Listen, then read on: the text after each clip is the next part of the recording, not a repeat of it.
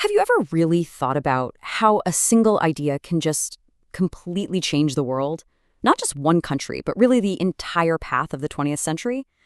Well, today we're going to trace the incredible journey of these explosive ideas. Ideas about society, about industry, about power, that set the stage for one of the most world-shaking events in history, the Russian Revolution. But before we dive in, let me ask you something. Just imagine for a second that all the old rules are gone. The government, the laws, everything. And you and everyone around you have to figure out what comes next. Who gets to own things? Who should have the power? How in the world do you build a society that's actually fair? Believe it or not, this was the exact challenge that people all across Europe were wrestling with in the 19th century. So here's our game plan for today. We're going to start big with the new ideas that were swirling all over Europe. Then we'll see how the Industrial Revolution just turned everything upside down. From there, we'll get into the radical new vision of socialism, and then we'll funnel all of that down into the really unique, really volatile situation brewing in Russia, which leads us to a kind of revolutionary dress rehearsal. All right, let's get into it. Okay, so our story really kicks off in the aftermath of the French Revolution. You have to understand, this wasn't just about a king getting his head chopped off. No, this was about an entire way of life, an entire social order, being completely shattered. I mean, think about it. For the first time, it seems like you could actually remake society from the ground up. All those old guarantees that power belonged to the nobles and the church, they were gone. So all of a sudden, these huge questions were back on the table for everyone to debate. What are my rights as an individual? And wait a minute, who should really be in charge here? And out of all that debate, you basically got three main teams, three competing visions for the future. First, you had the liberals. They wanted things like a parliament and religious tolerance. But, and this is a big but, they thought only men who owned property should get to vote. Then you had the radicals. They went way further. They wanted a government based on what the majority of people wanted, and that included women. They really didn't like that all the wealth and power was in the hands of a few landowners and factory owners. And finally, you had the conservatives. They looked at all this change and said, whoa, let's slow down here. They knew some change had to happen, but they wanted to keep things as traditional as possible. And these three groups were basically in a constant fight over where Europe was headed. Now, into this messy political world, let's add a whole other force of nature, the Industrial Revolution. This wasn't just about new machines. This was an earthquake that reshaped how everybody lived. You know, we hear about the amazing progress, trains, factories, giant new cities. But for millions of people, there was a really dark side to it all. We're talking about incredibly long working hours, terrible pay, and constant unemployment. People were pouring into these new industrial towns, only to be crammed into horrible housing with absolutely no sanitation. It was the grim underbelly of all that progress. And yet, a lot of the liberals and radicals, some of whom actually owned factories, had this really optimistic idea. They firmly believed in the value of individual effort, labor, and enterprise. The thinking was, hey, if we just give people freedom, let the poor work hard, and let the capitalists do their thing without any restrictions, society will just naturally get better for everyone. But that beautiful theory, well, it didn't quite line up with the reality for most people. And this image right here just says it all. This is what life was actually like. These are workers sleeping in shifts in a cramped, miserable dormitory. They couldn't even live with their own families. And just to be clear, this wasn't only happening in Russia. This scene from London shows the exact same kind of deep, grinding poverty. It was just a fact of life in these new industrial cities all across Europe. For so many people, individual effort just wasn't enough to get out of this. So, with all this suffering and inequality right there for everyone to see, it created the perfect opening for a completely different and much, much more radical idea about how to run a society. And that idea was socialism. So what exactly is socialism?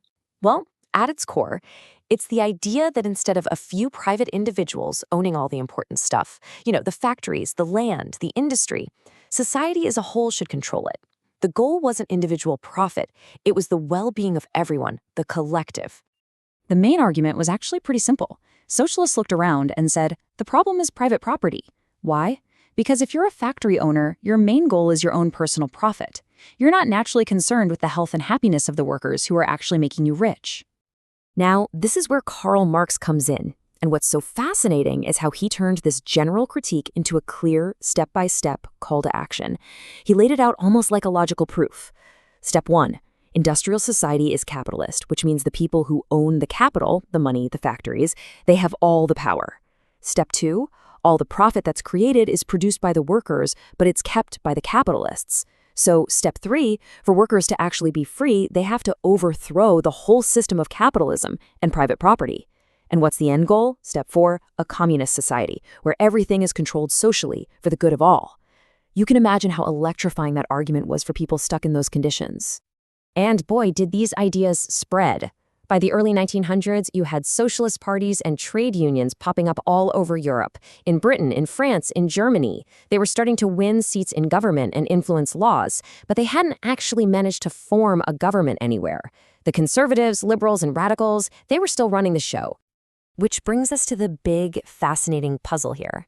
If socialism was supposed to be the answer to the problems of industrial capitalism, and it was getting popular in super-industrial countries like Germany and Britain, why on earth did the first successful socialist revolution happen in Russia, a country that was, compared to the rest of Europe, barely industrialized at all? It seems backward, right? To answer that, we have to zoom right in on the Russian Empire itself. At the time, it was this vast, complicated place ruled by one man, Tsar Nicholas II. And you can see how different Russia was right away just by looking at the numbers. A staggering 85% of the Russian population were farmers. 85%. I mean, in a place like France or Germany, that number was more like 40 or 50%. Russia was overwhelmingly an empire of peasants.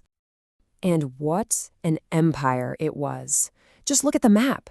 It was colossal, stretching all the way from Poland to the Pacific Ocean. It was full of different ethnic groups, different religions, and all of it, every last bit, was ruled by the Tsar. He was an autocrat, which means his power was absolute. There was no parliament, no constitution that could limit what he did. So you can see how this created an empire that was just simmering with unhappiness. First, you have the peasants, that huge 85%. And what they wanted, more than anything, was the land that was owned by the rich nobles and the church. Then you had the small but growing group of industrial workers who were facing some of the worst conditions in Europe. But here's the real kicker. All political parties were illegal, so there was no way to organize for change, no safety valve, no legal way to protest. All of that tension finally and violently boiled over in 1905. A lot of historians call this the dress rehearsal for the big revolution in 1917. This was the moment the whole system started to crack. It started with a huge workers' strike in St. Petersburg. Then, a group of workers tried to deliver a peaceful petition to the Tsar, and the police opened fire, killing over 100 of them. That event, known as Bloody Sunday, just lit a match to the whole country. Suddenly, there were strikes everywhere. Universities shut down. Everyone was demanding a constitution. And the Tsar, seeing his empire paralyzed, finally gave in. He allowed for an elected parliament called the Duma. But, and this is so important, the second things quieted down a bit, he just dismissed the first two Dumas. He made it crystal clear he had no real intention of ever sharing his power. So, if we pause right there, on the eve of World War I, here's the situation in Russia. You've got these massive, deep social divides that have never been fixed. You have a very active revolutionary movement that's been forced to operate underground, and you have a ruler who has already proven he's not willing to give up 1 ounce of his absolute power. It was a total pressure cooker. Now, take that incredibly fragile, unstable, simmering empire and throw it into the meat grinder of the First World War. An empire already at its breaking point, now forced into a global catastrophe.